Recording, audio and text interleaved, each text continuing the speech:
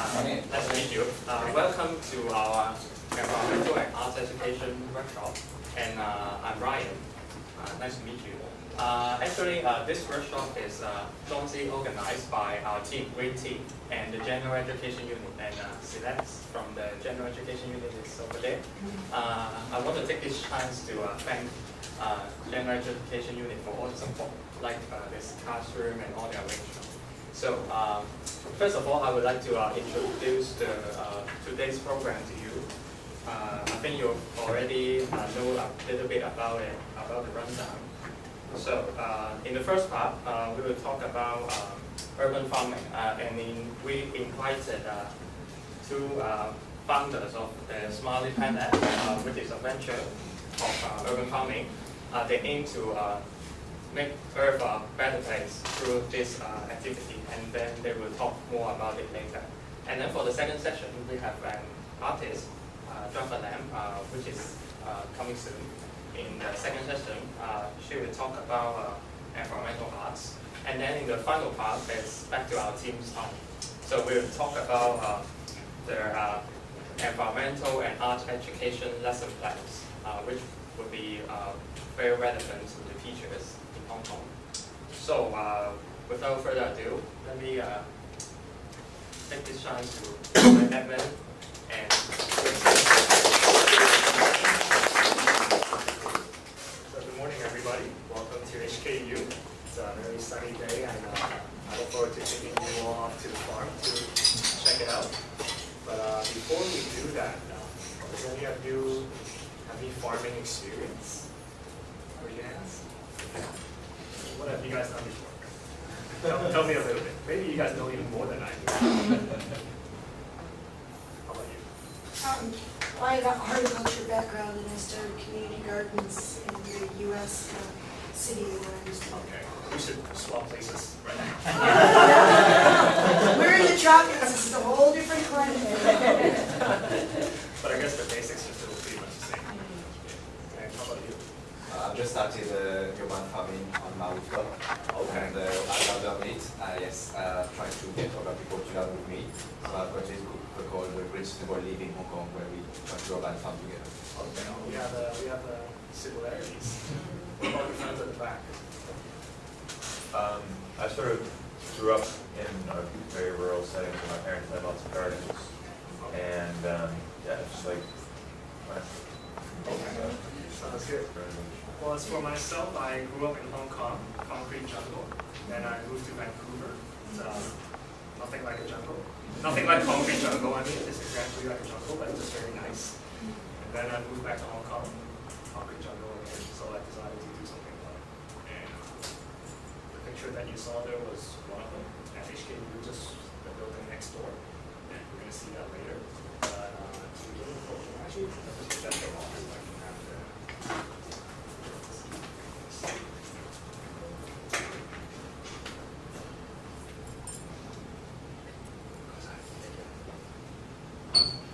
So, another question. What are some of the factors that are necessary for growing a plant? Anyone? Water. Sunlight. Okay. Good.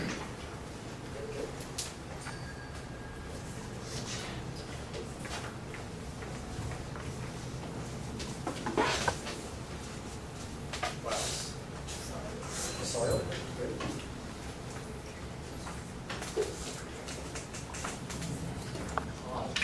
I'm sorry. Pots. Very important. Exactly. That's why we're here, right? Okay. nutrients? Sorry. Nutrients? Nutrients? Nutrients? Yes.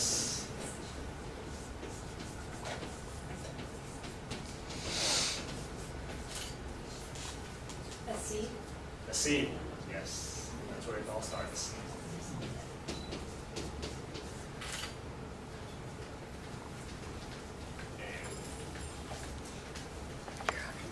The right conditions? Like conditions. So I take that as maybe a temperature climate. Okay.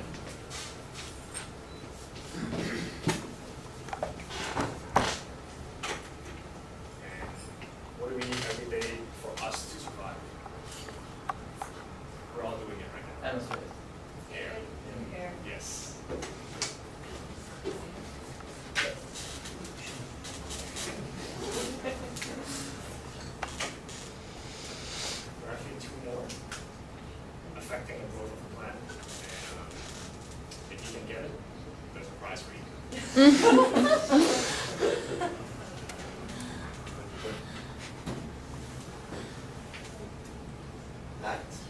Light, well, I'll count that as under the sun. Yeah. Good try. Worms, like they make the manure. So worms or insects and pests. Yeah. Good for you. The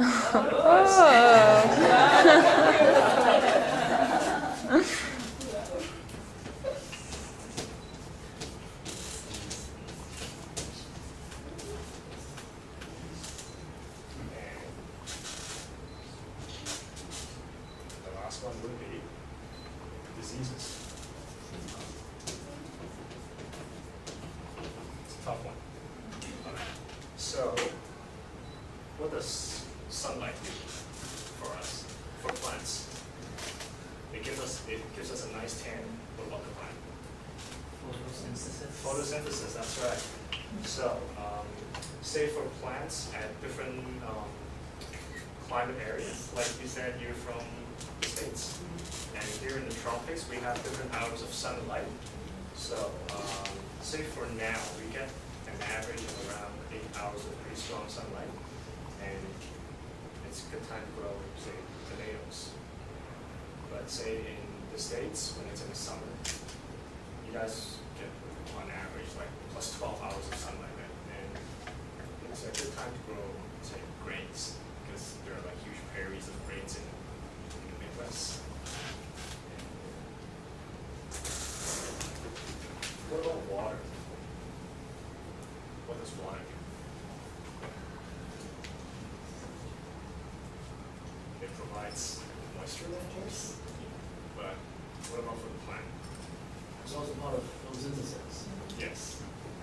And it's also a channel for the plant to actually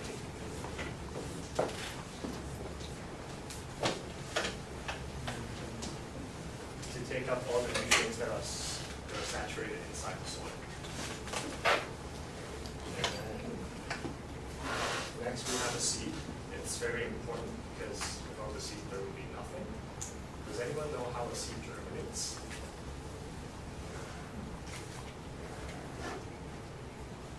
Any ideas back there?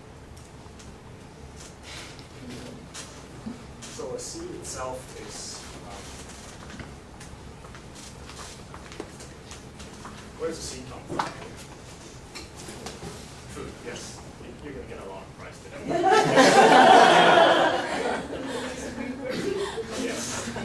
And actually inside there's a lot of energy stored inside, but in order to release the energy, we need to incorporate most of these ingredients. So once a seed is placed inside the soil, we need to water it so that the shell softens up. And then with sunlight, it offers heat. And it's going to slowly into something like this, which you will see. We placed it over there. Yes. And we can check it out later. And well, since we're talking about seeds, what is a good temperature for seeds to germinate? Depends on the plant. Sorry. Depends on the plant. Yes. And what about today? Is today a good day for seed germination? Maybe? Okay. Today is a pretty good day. So most seeds, they will germinate at around 18 to 28 degrees Celsius. It's a rather comfortable range because the humans can feel it. You know, we're not dressed in like down jackets or we're not feeling extremely hot now. And so does the seed. They feel exactly the same way as we do. So we're going to meet this temperature. If it's colder than this temperature, you might have difficulties germinating your plants. If it's hotter, same problem. So up at the roof, you will see that we have different setups for seed germination at different seasons. Next is soil. So what is the purpose of having soil? where maybe their nutrients are that will help plants grow. Okay. Nice. Yeah, there you go. And what make up soil? Anyone from environmental science? Maybe Ryan can answer. Soil particles and air. Somebody said something about it. Yeah. Oh, yeah. Well, you're gonna get all the time, seriously. Okay. Soil is made up of sand, silt, clay, and organic matter.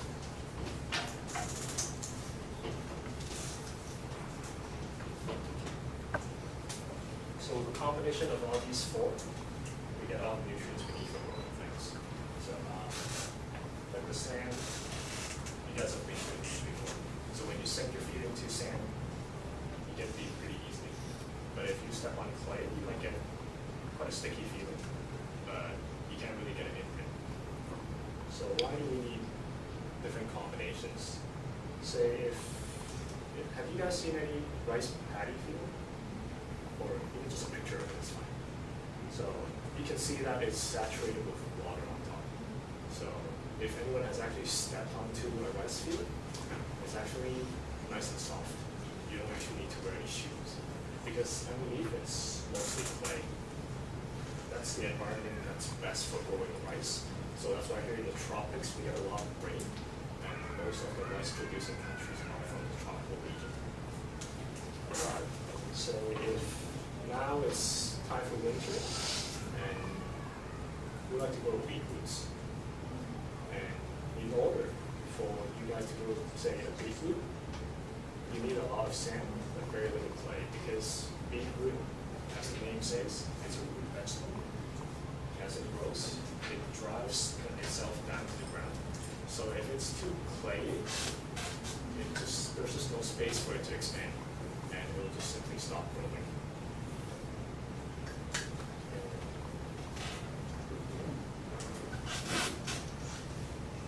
So not just soil, we have nutrients. What are some of the general nutrients needed for growing? Nitrogen, phosphorus, and potassium. Okay, good for you. There you go.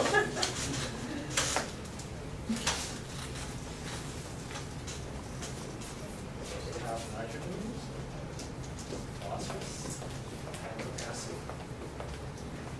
What do they do?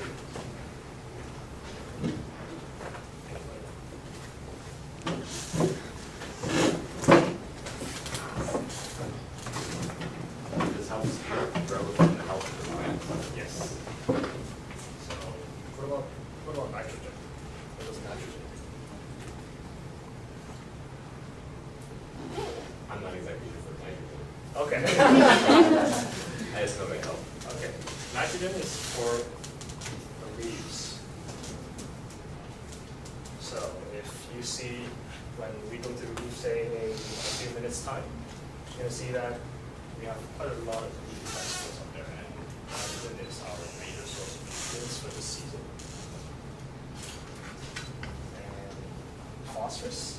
Phosphorus is for root growth. So we're taking care of the top and the bottom as well. So for say beetroots, carrots, turnips, burdock, anything, we're gonna need to put some phosphorus, and it comes in the form of bones. It's like animal bones. This one is potassium. Potassium is for bearing of fruits and flowers. So for gardeners, this is probably the nutrient that they would be buying. And it's the same for farmers, but they just use less of it. Because there are only some plants that we eat will bear fruit, say in this case tomatoes. So in the early stages of the tomatoes, we will be putting a lot of nitrogen nutrient inside. But at the later stage, when it starts to flower, we're going to switch it to phosphorus, potassium.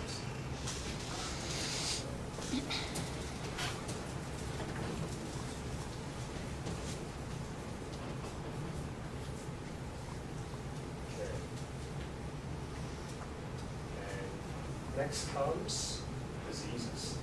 So why is disease a growth factor? Because, say, here in the tropics, we get a lot of crazy rainstorms. If you guys have been here, it's like in June or July, we were having a pretty poor season out at the roof because of the torrential rain. And a lot of our plants got sick because of the rain. And why? It's because when the rain falls, it's actually quite beneficial to the plant because it gets water. But once you get too much of it, it kind of bounces off the pool of water that's already on the soil and then onto the plant, and that's where the problem begins. You have one sick plant, and if this goes on, and you get more and more sick plants later. And the last one would be insects. So, what are some beneficial insects out there? Bees. That's right. Okay.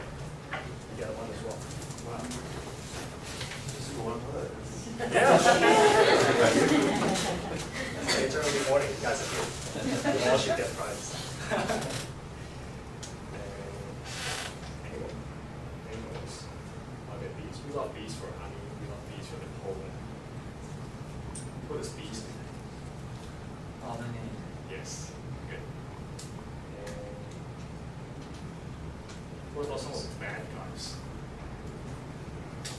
Slugs. Slugs, yeah, so definitely bad.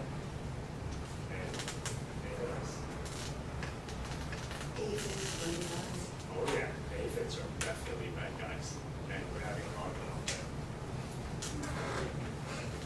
Can anyone tell me what can take care of aphids? Also the insect.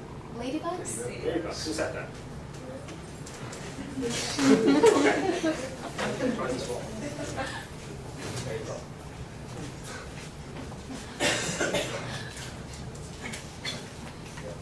So for aphids infection, you can introduce a lot of ladybugs, but it's not a common practice here in Hong Kong because once we introduce it, they just like to fly away. They like to be free instead of working for us. Because of lack of time, that's all I can say from the lecture part. And now we're going to head on to the booth, and we have a game. So please pack your stuff. We'll head on to the booth and check out the booth. Yeah, but you just bring it on. Yeah, bring it